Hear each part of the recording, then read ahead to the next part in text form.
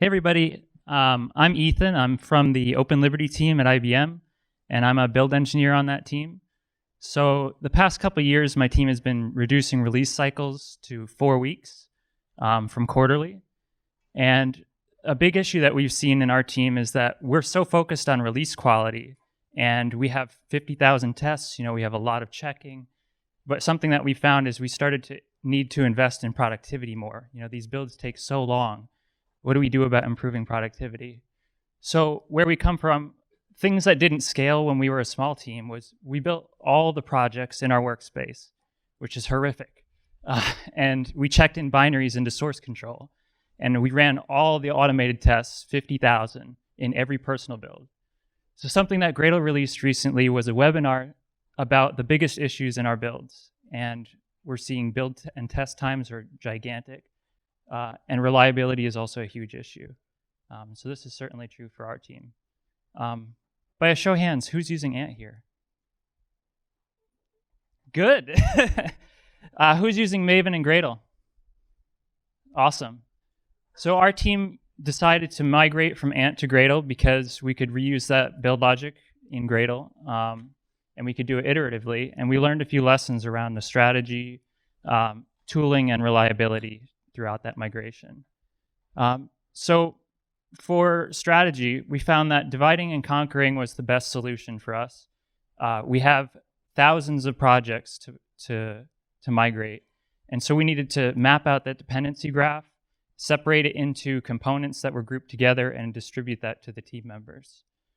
And then documentation, we needed to enlist help from other teams to migrate the rest of the projects that we couldn't do ourselves because we're a 5-person team and there's tons of work to be done. So I found that we needed to do the documentation sooner. Our process was to build the master branch, build our Gradle branch, and then compare the diff between the two jars. So Beyond Compare was super helpful to do that. And then in terms of deploying this into production, when we put Gradle into production, we started getting timeouts and connection failures. And those were solved by upgrading our tools. So upgrade Gradle and BND to the latest versions. And then we found that in order to get the fastest speed and security, we needed to use internal proxies and watch out for rate limiting on your systems. The OWASP database for us became a build break as well. So before, this is the measurement of our build before. 26 minutes. You had to redo this every time you changed branches or rebased. And then afterwards, when you do a Gradle build, it takes 17 minutes to build all the projects. As well as if you build an individual project, it would only take 1 minute to do your build.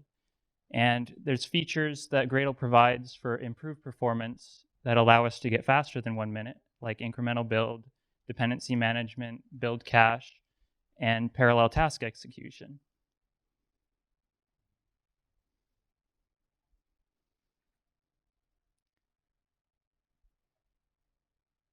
So we have a few further efforts. It's important for our team to quantify the costs in our process,